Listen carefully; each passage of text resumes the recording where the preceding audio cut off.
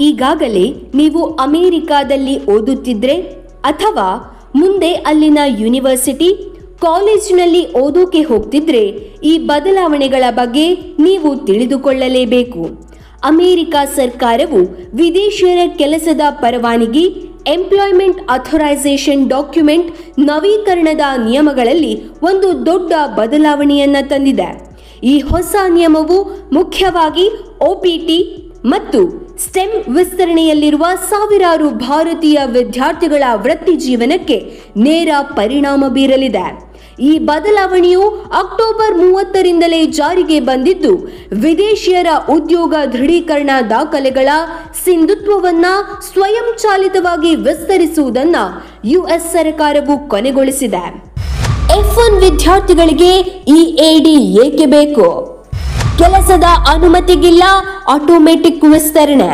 ಈ ಹಿಂದೆ ಬೈಡನ್ ಆಡಳಿತದಲ್ಲಿ ನೀವು ನಿಮ್ಮ ಎಂಪ್ಲಾಯ್ಮೆಂಟ್ ಅಥರೈಸೇಷನ್ ಡಾಕ್ಯುಮೆಂಟ್ ನವೀಕರಣಕ್ಕಾಗಿ ಅರ್ಜಿ ಸಲ್ಲಿಸಿದ್ದರೆ ಆ ಅರ್ಜಿಯು ಇನ್ನು ಪರಿಶೀಲನೆಯ ಹಂತದಲ್ಲಿದ್ದರೂ ಸಹ ನಿಮ್ಮ ಹಳೆಯ EAD ಮುಗಿಯುವವರೆಗೆ ನೀವು ಕಾನೂನುಬದ್ಧವಾಗಿ ಕೆಲಸ ಮಾಡುವುದನ್ನು ಮುಂದುವರಿಸಲು ಅವಕಾಶವಿತ್ತು.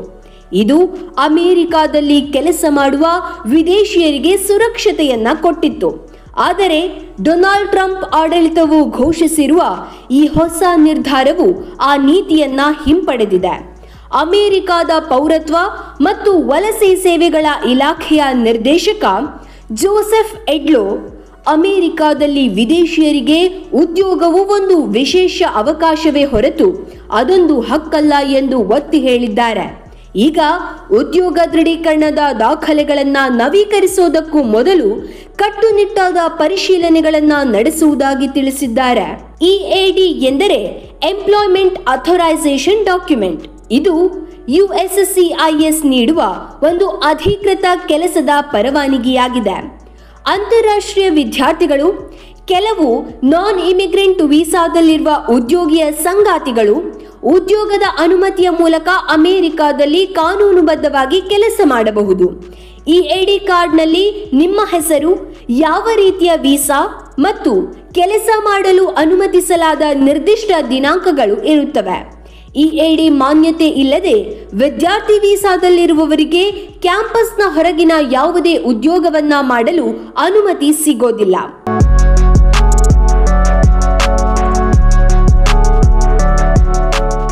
F1 ವೀಸಾ ವಿದ್ಯಾರ್ಥಿಯ ಓದಿಗಾಗಿ ಮಾತ್ರ ನೀಡುವ ವೀಸಾ.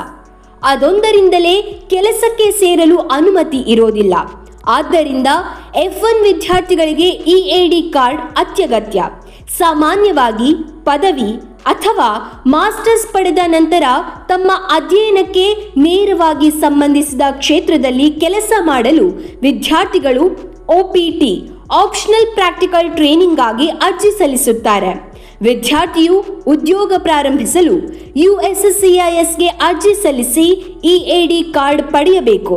ಇದು ವಿದ್ಯಾರ್ಥಿಯ ಕೆಲಸದ ಅವಧಿಯ ದಿನಾಂಕಗಳನ್ನು ಸ್ಪಷ್ಟಪಡಿಸುತ್ತದೆ.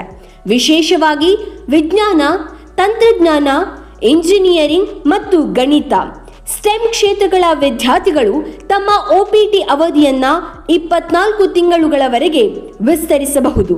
ಆದರೆ ಈ ವಿಸ್ತರಣೆಗೂ ಸಹ ಹೊಸ EAD ಕಾರ್ಡ್ಗಾಗಿ ಅರ್ಜಿ ಸಲ್ಲಿಸುವುದು ಕಡ್ಡಾಯ. EAD ಅವಧಿ ಮುಗಿದರೆ ಕೆಲಸಕ್ಕೆ ಕುತ್ತು. 90 ದಿನಗಳ ಮೊದಲು ಅರ್ಜಿಗೆ ಅವಕಾಶ. ವಿದ್ಯಾರ್ಥಿಗಳು ಕಾಲೇಜು, ಯೂನಿವರ್ಸಿಟಿಯ ಕ್ಯಾಂಪಸ್ನೊಳಗಿನ ಕೆಲಸ ಅಥವಾ CPTಗೆ EAD ಅಗತ್ಯವಿಲ್ಲ. ಆದರೆ ಕ್ಯಾಂಪಸ್ನ ಹೊರಗಿನ ಯಾವುದೇ ಕೆಲಸಕ್ಕೆ EAD ಬೇಕಾಗುತ್ತದೆ. EAD ಆಟೋಮೆಟಿಕ್ ವಿಸ್ತರಣೆ ಸಲ್ಲಿಸಿರುವ ಸ್ಟೆಮ್ OPT ವಿಸ್ತರಣೆಯಲ್ಲಿರುವ ವಿದ್ಯಾರ್ಥಿಗಳ ಮೇಲೆ ನೇರ ಪರಿಣಾಮ ಬೀರಲಿದೆ. ಈ ಮೊದಲು ವಿದ್ಯಾರ್ಥಿಗಳು ತಮ್ಮ EAD ಅವಧಿ ಮುಗಿಯುವ ಮೊದಲು ನವೀಕರಣಕ್ಕಾಗಿ ಅರ್ಜಿ ಸಲ್ಲಿಸಿದರೆ ಅವರ ಅರ್ಜಿ ಪ್ರಕ್ರಿಯೆಯಲ್ಲಿದ್ದರೂ ಅವರು ಕೆಲಸವನ್ನ ಮುಂದುವರಿಸಲು ಅವಕಾಶವಿತ್ತು. ಆದರೆ ಹೊಸ ನಿರ್ದೇಶನದ ಅಡಿಯಲ್ಲಿ ಅನುಮತಿ ಇದ್ದರೆ ಮಾತ್ರ ಕೆಲಸ ಮುಂದುವರಿಸಲು ಅವಕಾಶ. ನವೀಕರಣ ಅನುಮೋದನೆಯಾಗುವ ಮೊದಲೇ EAD ಅವಧಿ ಮುಗಿದರೆ ತಕ್ಷಣ ಕೆಲಸ ಮಾಡುವುದನ್ನ ಅಧಿಕೃತವಾಗಿ ಅವಕಾಶವೇ ಇರೋದಿಲ್ಲ. ಅನುಮತಿ ವಿಸ್ತರಣೆಯಾಗೋದು ವಿಳಂಬವಾದರೆ ಕೆಲಸವನ್ನ ನಿಲ್ಲಿಸಬೇಕಾಗುತ್ತದೆ. ಅದರಿಂದ ಆದಾಯ ಕಡಿತವಾಗುತ್ತೆ ಹಾಗೂ ವೀಸಾ ಸ್ಟೇಟಸ್ ಮೇಲೂ ಪರಿಣಾಮ ಬೀರುತ್ತದೆ. EAD ಅವಧಿ ಮುಗಿಯುವ ಹಂತದಲ್ಲಿದ್ದರೆ ಕಂಪನಿಗಳು ನಿಮ್ಮನ್ನ ನೇಮಿಸಿಕೊಳ್ಳುವ ಅಥವಾ ಉಳಿಸಿಕೊಳ್ಳುವ ನಿರ್ಧಾರದಲ್ಲಿ ಬದಲಾವಣೆ ಆಗಬಹುದು. H4, L2 ರೀತಿಯ ಡಿಪೆಂಡೆಂಟ್ ವೀಸಾದಲ್ಲಿರುವರು ಉದ್ಯೋಗ ಅನುಮತಿಯ ಅವಧಿ ಮುಗಿಯುವ 180 ದಿನಗಳ ಮೊದಲು ಅರ್ಜಿ ಸಲ್ಲಿಸಲು USCIS ಸಲಹೆ ನೀಡಿದೆ. ಆದರೆ F1 ವೀಸಾದಲ್ಲಿರುವವರ OPT ಮತ್ತು STEM ವಿದ್ಯಾರ್ಥಿಗಳಿಗೆ ಒಂದು ದೊಡ್ಡ ಸಮಸ್ಯೆ ಇದೆ. ಅವರು ಅವಧಿ ಮುಗಿಯುವ 90 ದಿನಗಳ ಮೊದಲು ಮಾತ್ರ ಅರ್ಜಿ ಸಲ್ಲಿಸಲು ಕಾನೂನುಬದ್ಧವಾಗಿ ಅವಕಾಶವಿದೆ. STEM OPT ವಿದ್ಯಾರ್ಥಿಗಳು EAD ಅವಧಿ ದಿನಾಂಕವನ್ನ ಪರಿಶೀಲಿಸಿಕೊಳ್ಳಲೇಬೇಕು. ಅವಧಿ ಮುಗಿಯುವ ದಿನಾಂಕದಿಂದ 90 ದಿನಗಳ ಹಿಂದಿನ ದಿನಾಂಕ ಗುರುತು ಮಾಡಿಕೊಂಡು ವಿಸ್ತರಣೆಗೆ ಅರ್ಜಿ ಸಲ್ಲಿಸಲು ತಯಾರಿ ಮಾಡಿಕೊಂಡಿರಬೇಕು. ಯೂನಿವರ್ಸಿಟಿಯ ಡೆಸಿಗ್ನೇಟೆಡ್ ಸ್ಕೂಲ್ ಆಫೀಷಿಯಲ್ ನಿಮ್ಮ ಅರ್ಜಿಗಾಗಿ ಹೊಸ I-20 ಅನ್ನ ಸಿದ್ಧಪಡಿಸಬೇಕು. USCIS ನಿಮ್ಮ ಅರ್ಜಿಯನ್ನ ಸ್ವೀಕರಿಸುವಾಗ DSOನ ಕೊಟ್ಟಿರುವ STEM OPT ಶಿಫಾರಸು 60 ದಿನಗಳಿಗಿಂತ ಹಳೆಯದಾಗಿರಬಾರದು. ಅರ್ಜಿ ಪ್ರಕ್ರಿಯೆ ತ್ವರಿತವಾಗಿ ಆಗೋಕೆ ಹೆಚ್ಚುವರಿ ಶುಲ್ಕವನ್ನ ಕೊಟ್ಟು ಪ್ರೀಮಿಯಂ ಪ್ರಾಸೆಸಿಂಗ್ ಅನ್ನ ಆಯ್ಕೆ ಮಾಡಿಕೊಳ್ಳಬಹುದು. ಅದರಿಂದ ಕೆಲಸ ಕಳೆದುಕೊಳ್ಳುವ ಅಪಾಯವನ್ನ ತಪ್ಪಿಸಬಹುದು. OPTಯಲ್ಲಿರುವವರು ಇಂಥ ವಿಚಾರಗಳ ಬಗ್ಗೆ ಯಾವುದೇ ಕಾರಣಕ್ಕೂ ತಡ ಮಾಡಬಾರದು. ಅಮೆರಿಕಾದಲ್ಲಿ ವೃತ್ತಿ ಜೀವನವನ್ನ ಮುಂದುವರಿಸಲು ಇದೊಂದು ಪ್ರಮುಖ ಹಂತವಾಗಿದೆ.